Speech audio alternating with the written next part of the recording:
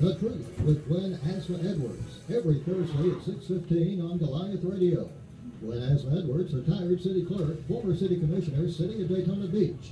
The Truth with Gwen Azama-Edwards on Goliath Radio. Don't put your phone there.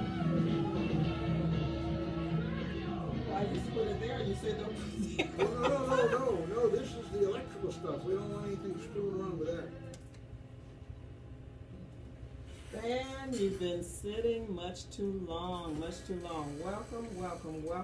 to Truth, a radio program designed with you in mind, a program whose sole purpose is to empower you, our listeners, for information leads to knowledge, and knowledge is, you got it, power. And as always, I want to empower you to take control of your life, those things that impact you, your family, and your community. As always, too, I want you to go to the website at www.gwen-truth.com so you can access all of that all-powerful information. Sometimes I try to say that very romantically so that you guys will actually go there for sure. But all-powerful information.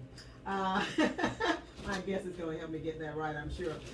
As has been stated, I'm Gwen Azama-Edwards, former city commissioner, retired city clerk, City of Daytona Beach, author, minister, St. John Missionary Baptist Church Incorporated, community volunteer, and a person who wants to ensure that you are as powerful as you can be. And when you got information, you've got what? Power. We're getting close to St. Patrick's Day, and I don't know, somebody was saying that this was the day, but I don't think so. But St. Patrick's Day, be sure to celebrate St. Patrick's Day, and sure, in fact, be sure to celebrate every day of your life, because you know no day is guaranteed to us. So every day that you have, you should say thank you, Lord, or just say thank you and go ahead and enjoy it. You have my permission. For those who need permission to enjoy their lives, okay? You have my permission. We have a guest tonight who's going to help us to better enjoy our lives, to better enjoy life. And how best do you do that? Through having a complete, a total self with mind, body, and soul. And this young lady is a relative of a guest. We've had a prior guest, Daisy Grimes, and her name is Noni Walker. And she is not only a motivational speaker, not only an author, not only an individual who actually coaches on wellness, but she is an individual who practices what she teaches. She does what she says. She doesn't just talk it, she also walks it. And so she's going to walk us through this training that she has written a book about in terms of wellness and being whole. So I'm going to ask her right now to kind of introduce herself while I make sure that the mic is set and that we've got our video straight on her. Noni, introduce yourself. Speak totally into the mic. Okay, well, hello, Gwen, and hello to the Truth Radio family. I am, as she said, Noni Walker, and I'm so excited and so pleased to be here on your show this evening. And I'm just pleased as I can be to have you. Noni actually sent me an online copy of her book, which is wonderful. Some of the things that were in there I was aware of, but you put them in such a frame, and that puts me in such a mindset that I'm better able to understand why I've been told certain things, you know, in terms of exercise, in terms of eating right, in terms of actually doing those things to take care of myself. So let's kind of walk our way through and take some others through this journey, starting with what is it that really got you into the wellness mindset? Well, Gwen, I have always been into mainly science.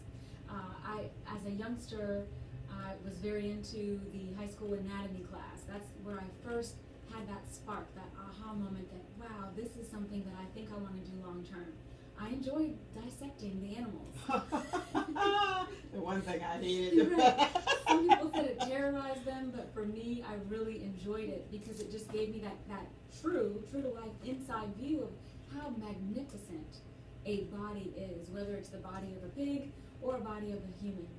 So pretty early on, I decided I wanted to be a medical doctor.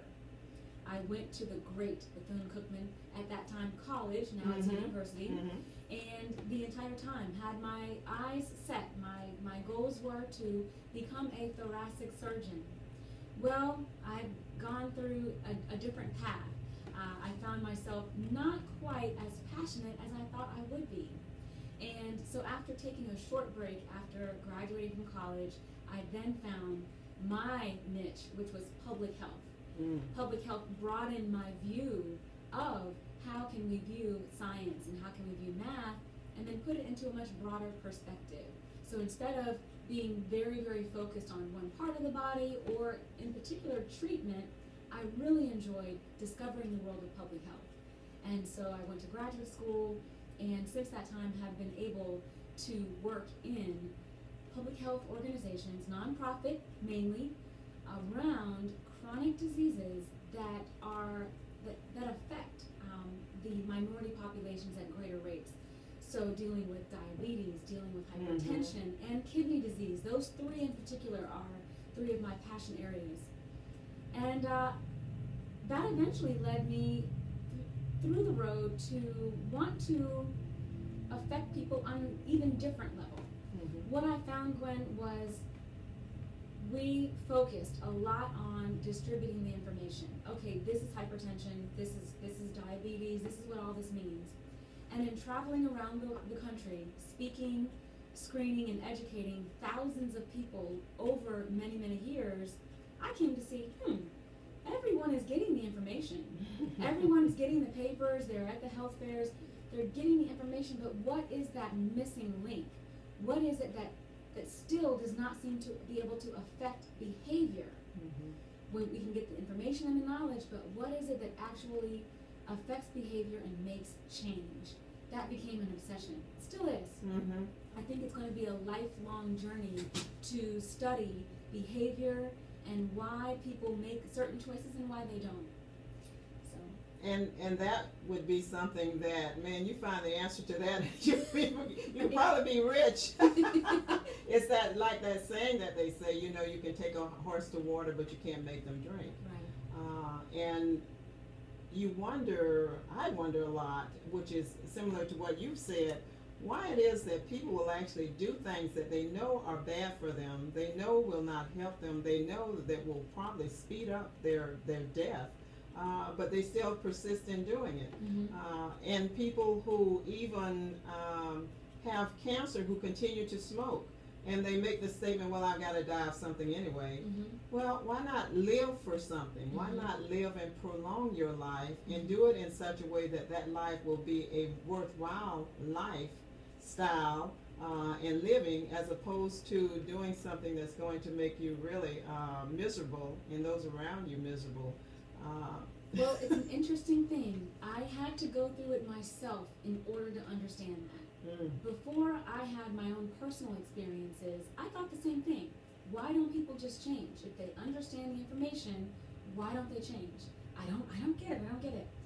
But I found my own self in a situation, many situations, where for me, I found myself making those harmful choices for my life, under a great deal of stress, some self-inflicted, in my personal life and professional life. And before you knew it, I looked up and I was making those same choices, choosing the Snickers bar instead of the piece of fruit, or going to get the fried chicken nuggets for lunch instead of the salad, because I was almost blinded by the other things that were going on in my life, and I found that those deeply affected my lack of making a positive choice.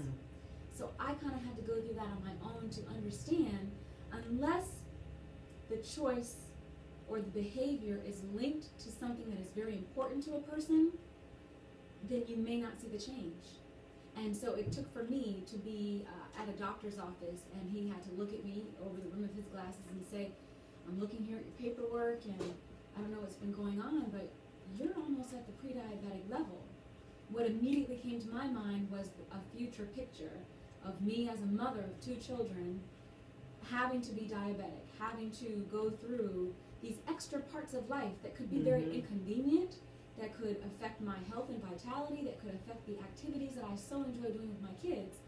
So I had that link at that time. Okay, I know that I don't want to be this certain way. That is the cause, that's what's important, and that's why I will make the change. But had I not had that link, who knows, I might be sitting here today as a diabetic, or as something else, high blood pressure, or whatever it may be.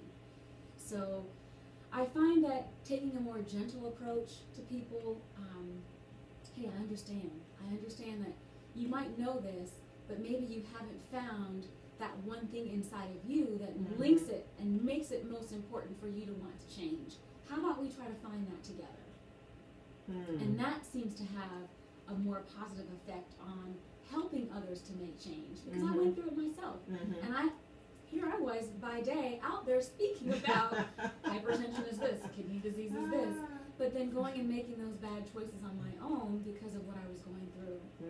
See, that's what I mean by talking it but not walking it.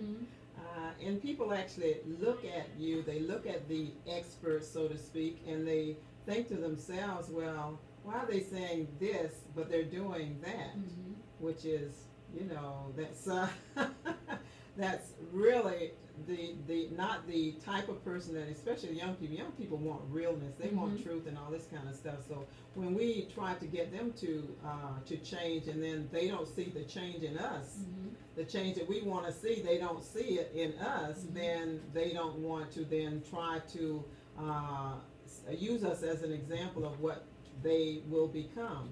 So you talk in your book about the F words. The F words, and there are people who say, oh God, did she really? You know, the expletives. No, there are some F words that we hear all of the time. We know they're important, just like what we're talking about things that people should not do, but they continue to do them. But there are some F words that have different meanings for different people, but some things that are positive and some things that can be really negative for us. Yes, and so the book is called The F Train to Freedom. It is so fun to say the book title and then watch someone's expression because they're trying to look and say, okay, I'm trying to respect you that you've written a book, but really, Noni? Really? Is it really about F words? Yes, it really is. Again, through my own personal experiences and then combining that with all of the professional experiences I had, in addition to the education, it became formed over a period of time. This is heavy stuff here. And what is a crafty way to put it together, grab people's attention, and then ease on into what the information actually is. So the F, and on the front of the book it does appear to be an expletive. It's because I'm starting with what I have called the dirty F words in health. Fear and fat. Those are the first two. Why are they dirty? Well, they are dirty because of the effect they have on us as it relates to our health and wellness.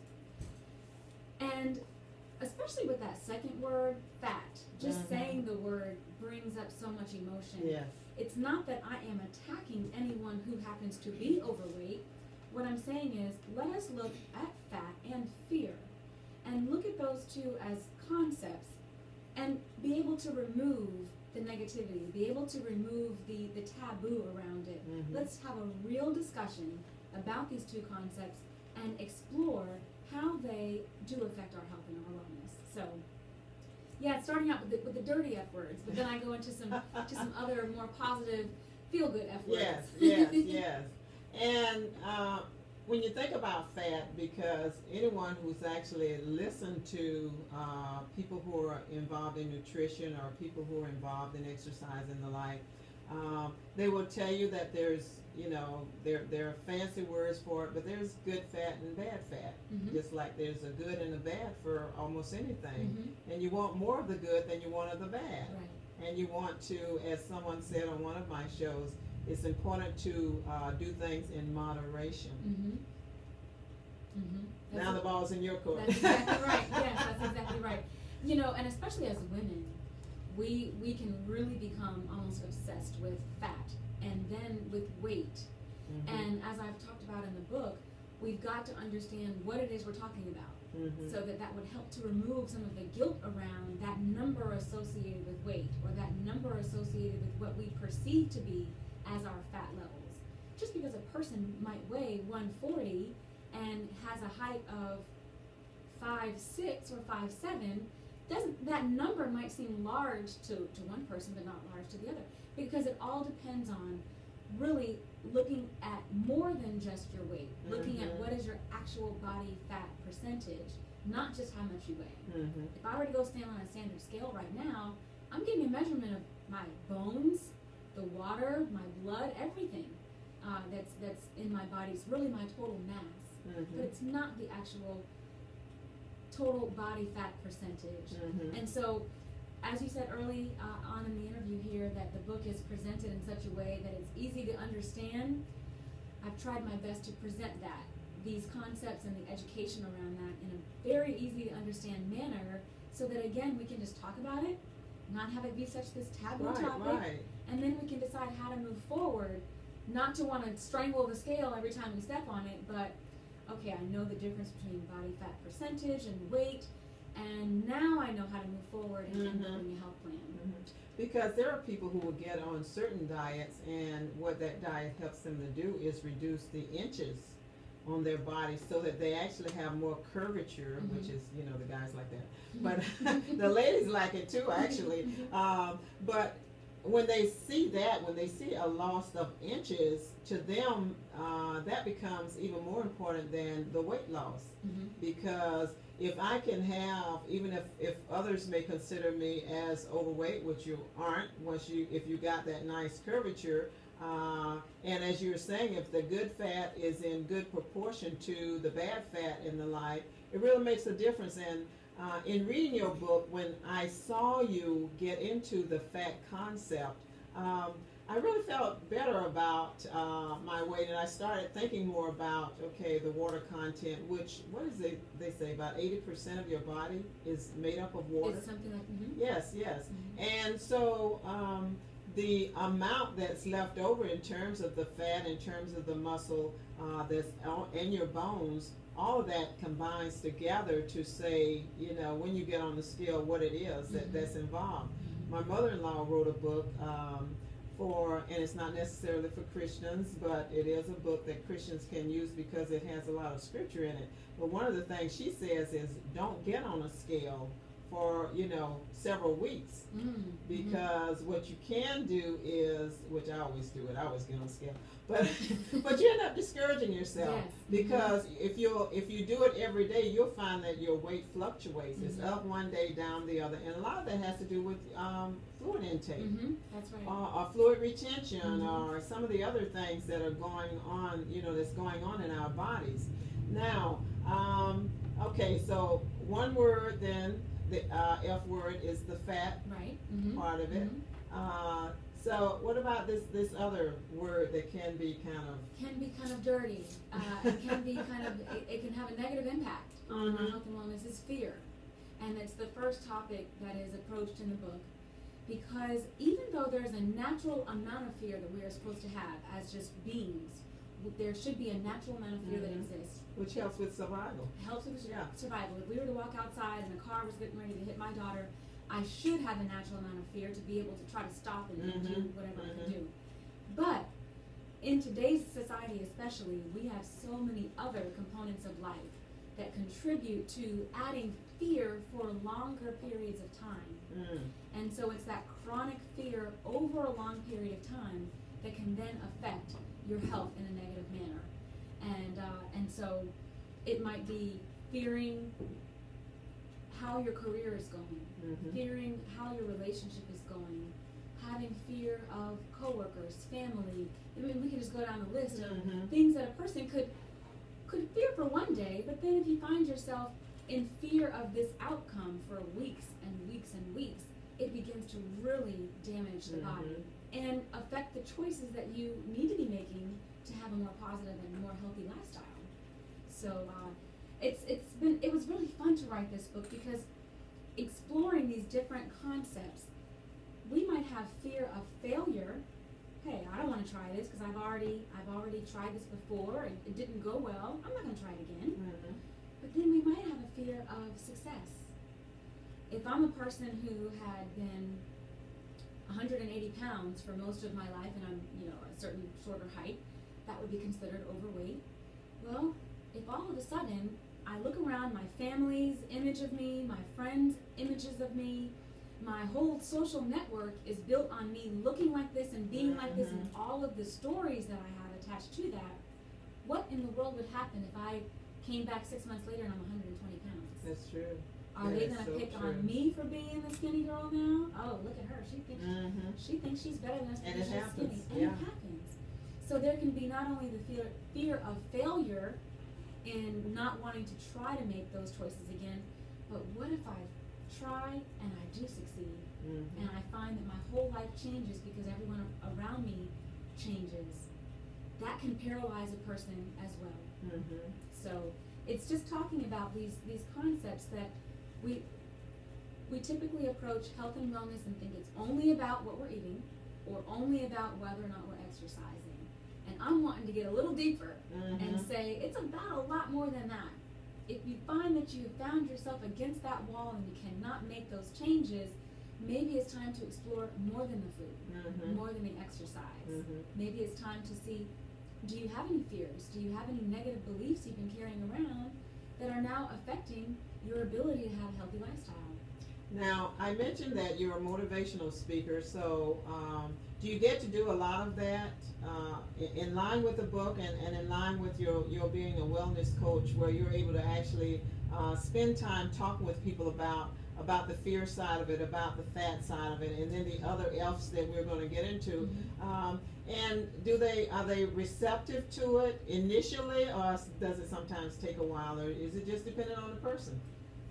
Well, I don't get to do as much as I would like. Well, I don't want to say as much as I would like, because Gwen, I do a lot of fun things. So speaking, writing this book, and I've got a couple others in my brain, not even on paper yet. I am able to coach from time to time. I'm now here in Daytona Beach, Florida, working at Bethune-Cookman University. Oh, wonderful. My alma mater. So there are a lot of fun things that I'm doing kind of all over the place. And I ease all of this into everything that I do. So I might be sitting with a student who's looking into what career they want to go to, and then I can talk about people's behavior and their choices are going to affect how you practice healthcare. So I get to kind of sneak it in and have kind of interject fun. in different, different stuff, But I find that taking the approach that I've taken in this book, it's not over a person's head.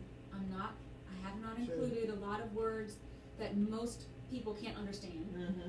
And if I have, I've tried to give a definition, and I use that same approach in speaking and coaching, so that it is easy to understand. And I love to make jokes. So in using that, it kind of helps a person to be more at ease to receive the information a little better. But I actually spoke at my parents' church just this past weekend, and we had a ball. It was a 2-hour workshop, and ladies from all different backgrounds and all ages. Some were younger than I was. And by the end, though, I felt we had exchanged. Not only was I helping them to see some concepts, but we worked through that workshop. We all shared with each other. And I find that that's been the general approach in the different things that I do, that people are usually very receptive.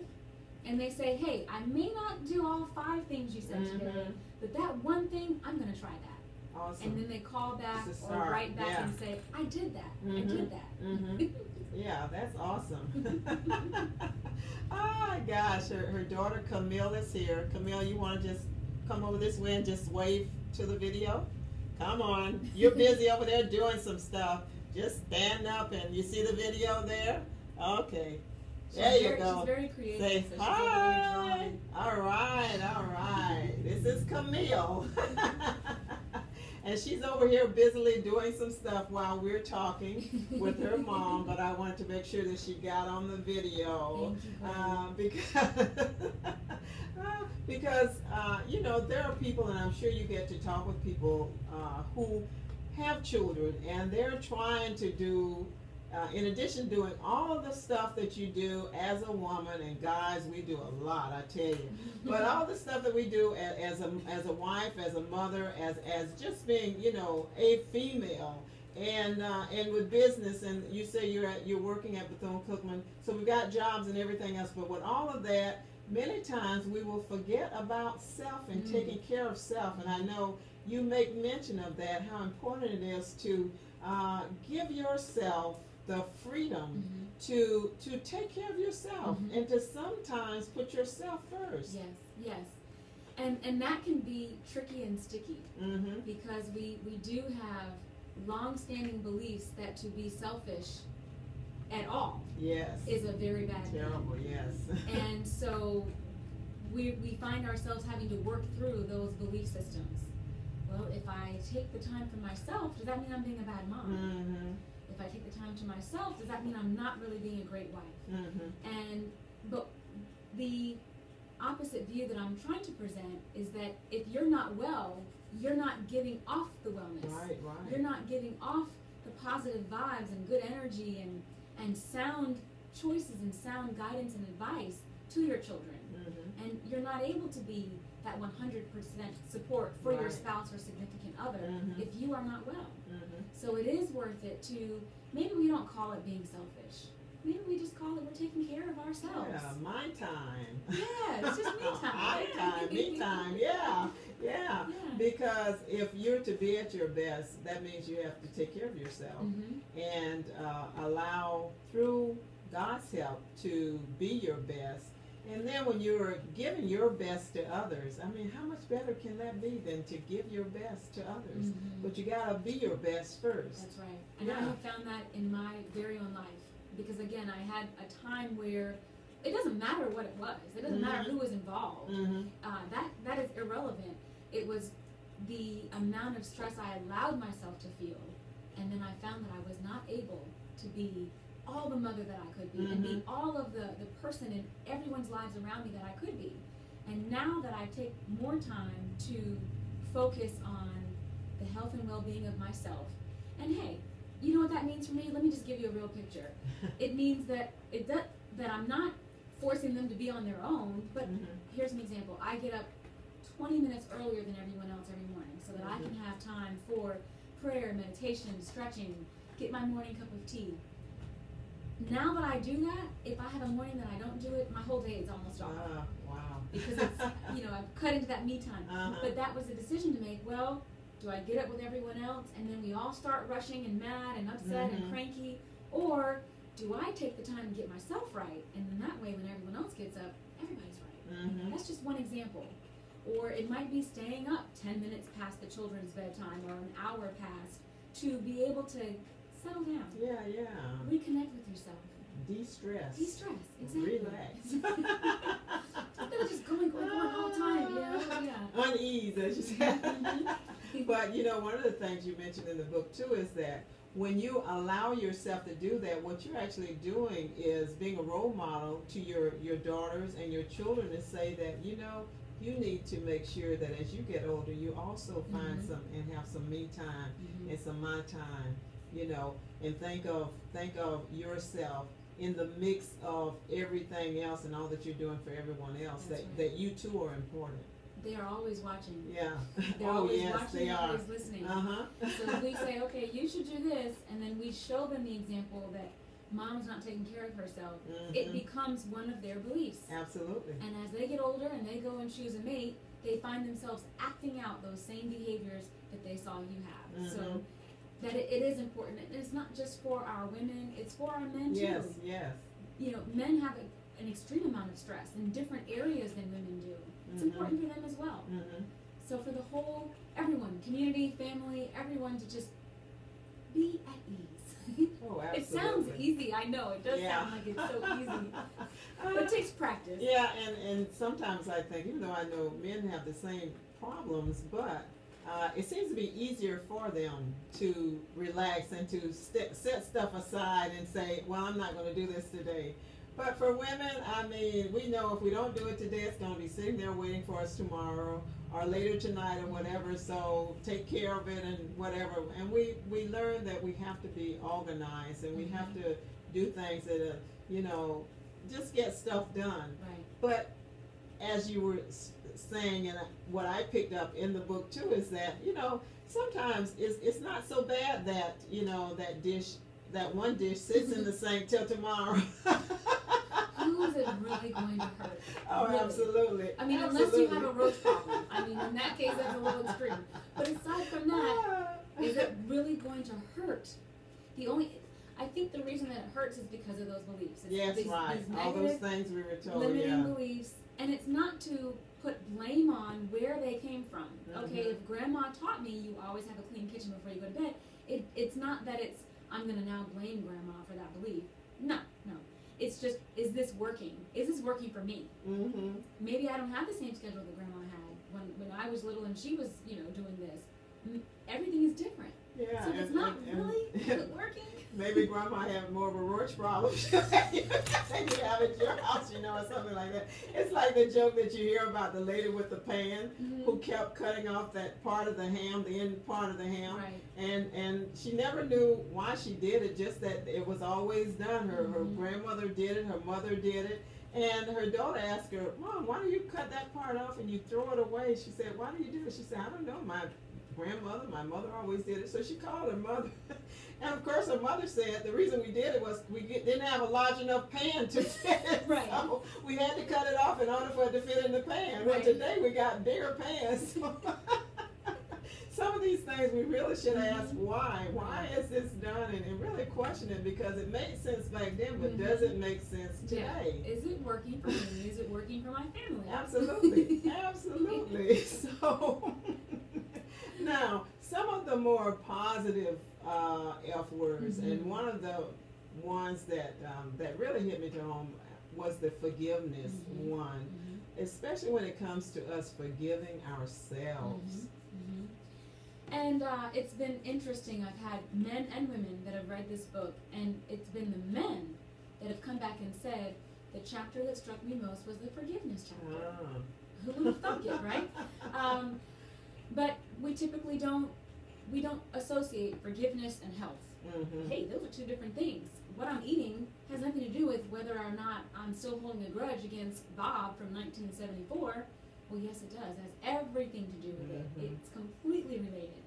Because holding on to that energy of not letting go, being so bitter and angry and just resentful of the situation or the person, again, it's an emotion or a set of emotions that begins to damage our bodies from the inside out, damage our minds and damage our spirits. So with speaking about forgiveness, it's becoming one of my favorite topics to talk about. It used to be fear, but now forgiveness is really hitting home in that we find ourselves feeling like, well, she did this 10 years ago, and as long as I hold on to it, then that makes me right, makes her wrong. And so if I let go of this and say, I forgive her, well then doesn't that make her right? And that's the point we have to separate. It's not even about being right or wrong. And after 10 years, who cares anyway? Yeah, most times we don't even remember why they didn't like somebody or what even happened. All I knew is something happened and I just don't like her, I don't like him or whatever. A bitter root then is formed in yourself, and it's just hard to get stuff growing in that kind of a soil. Yeah, so being able to let that go, separate it from the assignment that one is right and one is wrong, gives all the benefits back to you. As I talked about in the weekend workshop, it allows you to get your power back. Not your power over someone, but your power within. Everyone walks with their own power.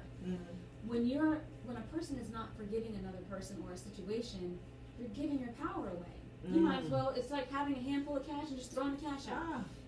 You're just giving it away, you're just throwing it away. And when you can take that back and say, whatever the situation was or whatever the person did, I now decide to be all of me and have all of my energy to myself. I'm not going to leave that energy wrapped up in that situation. But as you mentioned, forgiveness of self is a sneaky one, in that I made this decision 15 years ago and it's just affected my life, and you repeat this over and over again, this decision, that event that I went through, and you just hold on to it over and over again. That's affecting you. You know, it's affecting a person. And so it's the end of that chapter where I'm encouraging each of us to take a deeper look within and be more gentle with ourselves. We're often our own worst critic, right? Yes, yes. So to be more gentle and to be more forgiving of self is probably the greatest gift that you can give yourself.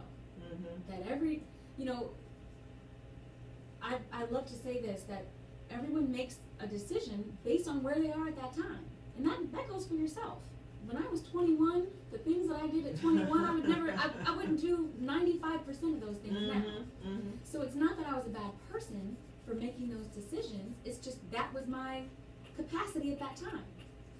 Hopefully when I'm 61, I'm going to be making some really darn good decisions that I would look back and say, Noni, when you were 39, how you did that, I don't know.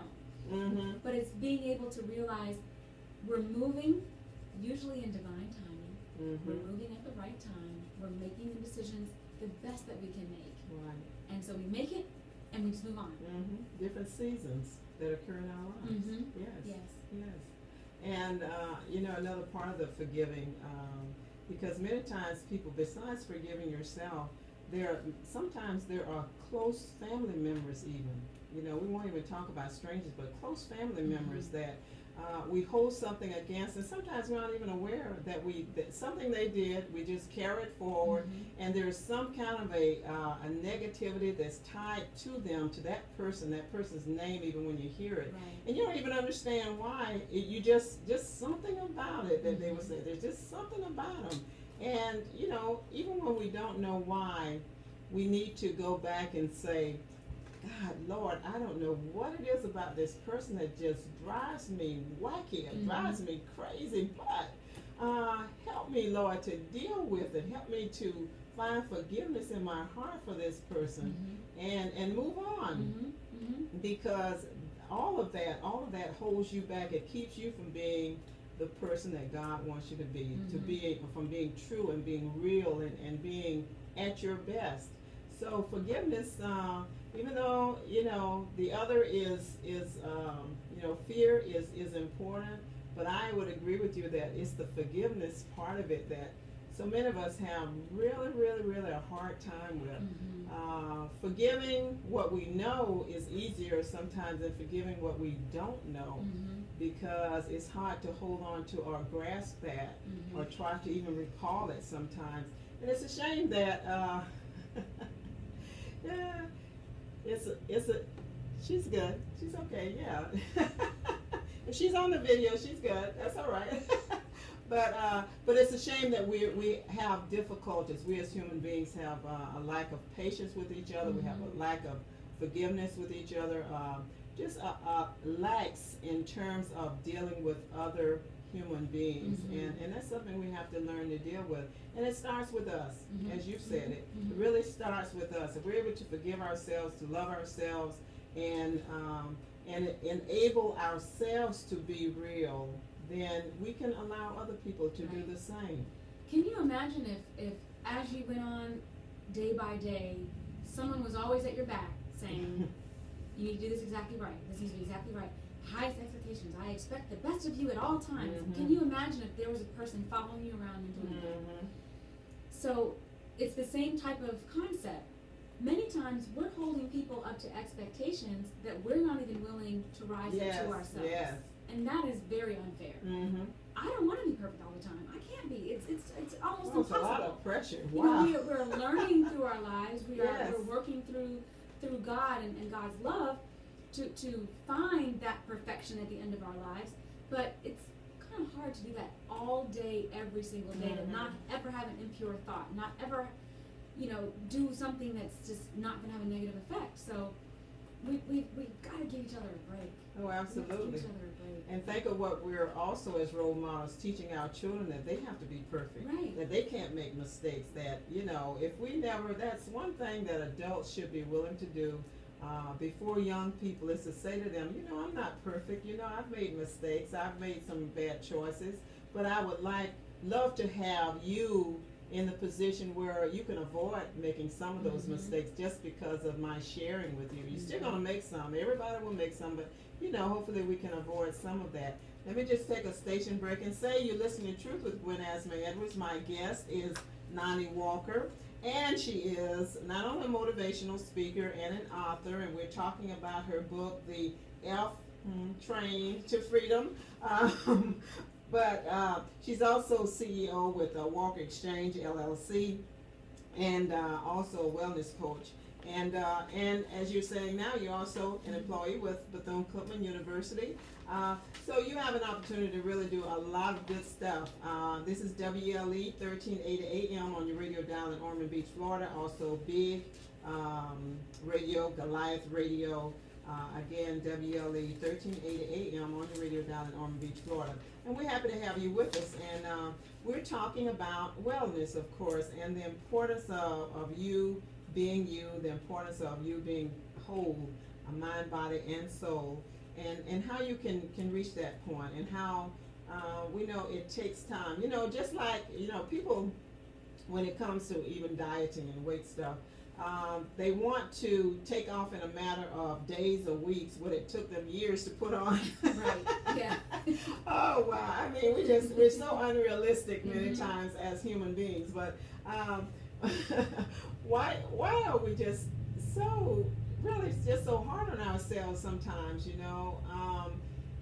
And I'm sure it ties in with fear, it ties in with unforgiveness, it ties in with so much stuff, but I think in truth, we as Americans seem to mistreat ourselves worse than in so many other countries. I'm saying where they have the opportunity to really take care of themselves.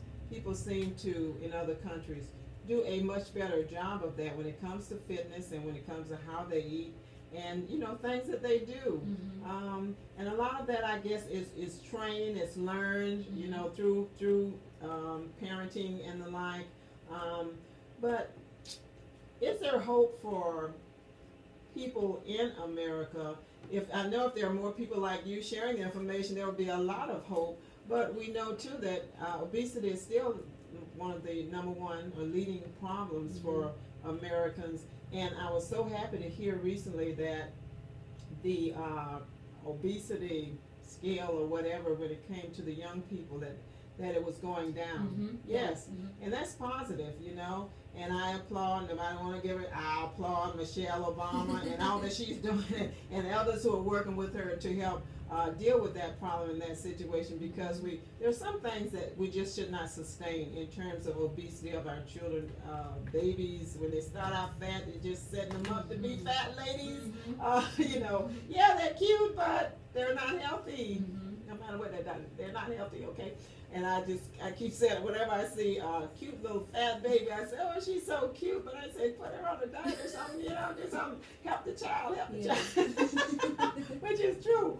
But what is the hope really that's out there for us as Americans and people who really want to do better?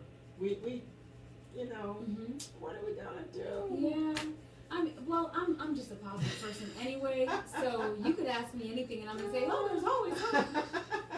And there is, and we know that we will find, you know, because always an answer comes. But in the meantime, how many people will have to die? How many people will have to, you know, get all of these health issues and problems because they're not doing what they should be doing? Right. Well, one perspective I have is part of the reason why I started my own company, because I've had and have a wonderful career in nonprofit and academia. At the same time, I find that when you approach an idea from everyone's sick, everyone's dying, this is the world, it's such a tragedy, that's depressing in itself. And so I like to look at, well, this is where we are, and then where are we going that's better? Yes. It's just a shift in the mind that can help a person reach a goal that much quicker. Mhm. If I'm trying to reach a goal and I'm feeling horrible about myself, well, I have this disease that 30 million people are dying from every year, and You don't that's wanna do repeated that. in my mind. Or, well, this is where I am now, but I know that there are things that I can do to just be better, Mhm. and just give up on the guilt and give up on all the tragedy of the world. But I do feel there's hope. I feel that there is a shift going on, even compared to 20 years ago. Mhm. Just the fact that we have more methods of alternative medicine, the fact that we have more doctors now going out to get their MPH degrees and exploring other parts of medicine, not just the traditional treatment side, but the prevention side, and now the wellness side. A wellness coach was unheard of 30 years ago, 40 years ago. Unheard of in large circles. But now that's becoming something that's even more popular. To have life coaches, health coaches, wellness coaches. So I think the idea is catching on. I really, really do. We can look at our media is changing slightly in terms of advertising and promoting more health and wellness. As you said, even in the White House, we've got initiatives coming out of there that are promoting great health for our children. So I just take the stance that we're doing what we can, and there is hope. There is hope that we, just, hey, are the numbers going to end up being reversed? Sometimes I sit and think, literally, for like 10 minutes straight on that. Will we ever have a day that it's just 1 million obese people in the country? I don't know. But I have sensed a shift in the general approach to accept more wellness as opposed to treatment, and to think about prevention as opposed to treatment, and to think of, and I'm seeing more collaborations, more partnerships between medical organizations, schools, and the like. So, with all of those things going on, we're shifting, and I think it's a good thing. And I look forward to the day too when a person has an issue, and as you're talking about alternative medicine, where you do more with the healthier side of life, with the natural products and all that kind of stuff, as opposed to for every illness there's some kind of medication there that somebody's pushing, some drug that they're saying you need to take, whether you're a baby or you're a young child or you're an adult or an elder person. There's always some kind of a pill that somebody's pushing for you to take, as opposed to some kind of a natural thing that you can do. Listening to John Morgan, who's of course pushing the thing about the marijuana, but one of the things that he had said was the fact that probably 9 out of 10 commercials is somebody pushing some pill, that can help you with either your sex drive, or the way you walk, or the way you talk, or getting up in the morning, going to sleep at night, with the food that you eat, with the diet, with the this, with the that. I mean, there's a pill for everything. And we need to get away from, as Americans, depending on the pills and start depending on some type of a self thing, an alternative to all of that medication and the pharmaceuticals. And that's what's really going to help us to be healthier and to be better people, period. I feel that we can promote more trust in ourselves. This world exists on partnerships and collaboration, and we're all here together. At the same time, though, again, if we give our power out to everyone else, every organization, every method of treatment, then they have our power. And so it's worth it to invest the time to learn about new things, maybe practice 1 or 2, and embrace the idea that you can rely on your intuition. You can rely on your connection through prayer and the messages that you've received there to then understand what's best for yourself. I frankly think we all know what's good for ourselves. Yes, we do. In those quiet moments, we know. I know if I go out and have a Snickers bar, then an hour later I'm saying, I knew. We know what is right for us and what is wrong, and we know what's right for others and what's wrong for others. But it comes down to the individual person and making that choice to tune into themselves and see what's going to come out of that. So even though there might be 10 commercials about the pills, turn the TV off. Take that walk during the evening news.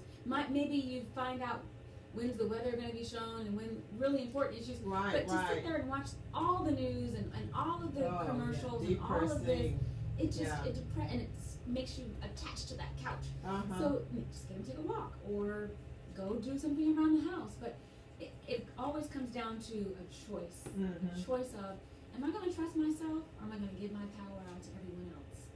And one of the things that you talk about in the book too, as you explore the mind, the body, and the soul, the fact that so much of the weight thing really is up here. And depending on, because when you're depressed, you're going to do a lot of wrong things, a lot of bad things, you know. So the truth is, to the extent that you can control and not get depressed, that's what you want to do. There are people who can't do that. There are people who say, you know, in order to not be depressed, they need to take medication. You know, do what you need to initially, but trying to get to a point where you wean yourself from that type of thing that's outside of yourself. Like you're saying, that you've given power to, you've given power to the medication, you've given power to the doctors, etc. And then regain that power for yourself. And there are things that can be done. Now, when you talk about a wellness coach and a life coach, for people who don't know what they do, what do they do? Well, think about a coach for an athletic team, right? The coach is there not to go and play the game for them, but to guide them in the game that they want to win. A wellness coach, a health coach, a life coach does the same thing. I, as a wellness coach, will not sit and say, you need to do this in the morning, this in the afternoon, and this in the evening. What I will do is work through, maybe do a general assessment, and see, okay, let's say, for example, Gwen, out of your spiritual and financial and career and children and relationships, let's look at all these areas in your life, and you tell me what are the strongest areas and what are the areas that you feel are not as strong. Do you want to make a choice to work on those areas? Okay, if you do, what is the goal that you have? Is it to have more children? Is it to have a better relationship? Is it to change your lifestyle and eat healthier? Okay, well, these are your goals. Well, what do you feel would be a realistic thing that you could start next week? So the coach just exists as the same as an athletic coach, a person that is there to guide, to encourage and support, and also help hold you accountable to the goals that you say that you want to achieve. So I don't make up any goals at all. I'm simply helping, and I'm guided by a process that I've learned as a coach to ask certain questions to get the answers out of you that you may not have been able to ask and answer yourself, and then help you and guide you along that path to achieving that goal. Now, do a lot of people utilize individuals who are life coaches or wellness coaches, or do you find that it's still, you know, not that well heard of or utilized? I think that it's still, as you said, not it's not a very popular thing in just a general community, and people are a little wary of it. You know, what are you going to do? Are you going to tell me what to do? Are you going to be like my doctor? And not to say the doctors are bad. You know, I want to make that point very clear. I respect the profession. A doctor is a necessary part of our healthcare system. So I want to make sure that's clear. I work with a lot of doctors. It's a necessary part of our system because there are certain things that do require treatment in that fashion. But there's still a little bit of fear of, I don't want to just be told what to do, so I don't think I want to coach. And I and other health and wellness coaches that I know, we're just trying our best to explain it's not about telling you what to do. It's just simply to be there to encourage and support you along your own journey and help hold you accountable. Right. Because there are a lot of people who are not self-starters, and there are a lot of people too who do want to be told what to do. And you guys won't do that, but you'll help that person and talk them through some things that they probably don't know how to verbalize. They know this is but they don't know how to verbalize it. And then put it to pen and pencil, you know, put it on pen and paper type thing. So that's key and that's important. Having been a counselor a career counselor for several years, I can understand the need for that type of thing.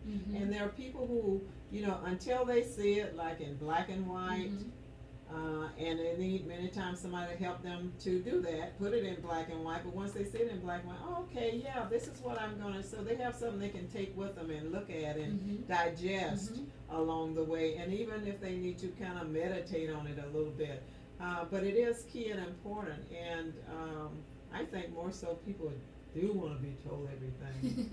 That's kind of a reason for my show, because I want people to use their gray matter. Mm-hmm. There's a reason we're human beings, because God gave us brains, and we, unlike other animals, are able to reason and think through things, and we need to use more of that. But sometimes, because either the school system or whatever else has taken away that creativity and that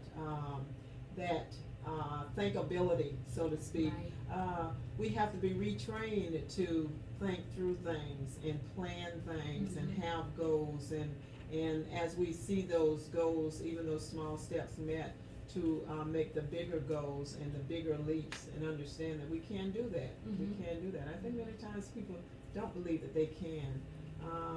But in terms of your book, and share with them again the title of the book and how they can get it, because I read it and it is awesome.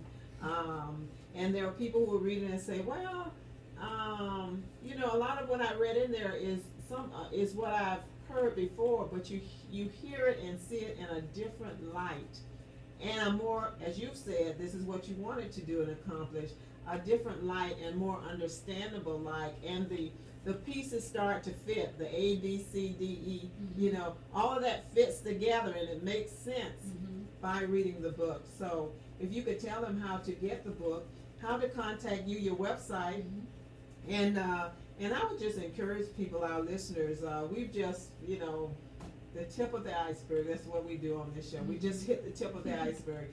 And there's so much more to it, so much more to Noni Walker, so much more to her book, and so much more to opportunities that are available to you if you contact her. So she's going to give you her information, and I, of course, am going to put the video uploaded to YouTube, so that you guys can, if you want to, you know, go back and refresh and listen to more of our sharing from the show, you can do that as well. But again, share with them, Noni, how they can contact you, your website, and you know, those types of things that you're available and willing to do, for them if someone has that need. Well, sure. Well, the full title of the book is The F Train to Freedom, A Wellness Guide to Finding Peace Within Mind, Body, and Spirit.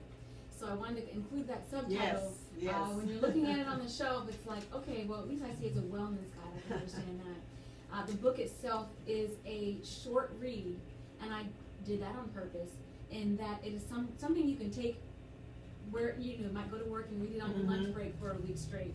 It's easy to get through, and again, easy to understand, but it's taking those non-traditional topics in health and wellness and then wrapping it all up on this train journey. The book is available on Amazon, Barnes & Noble, and it's now available through other retailers as well. I even just did a Google search myself to make sure that if you went and search for the book, you're going to find a wide variety of outlets in which to get it. So that's a great thing. I have a website, thewalkerexchange.com, and I'm excited that I will have a new website in the beginning of April, NoniWalker.com.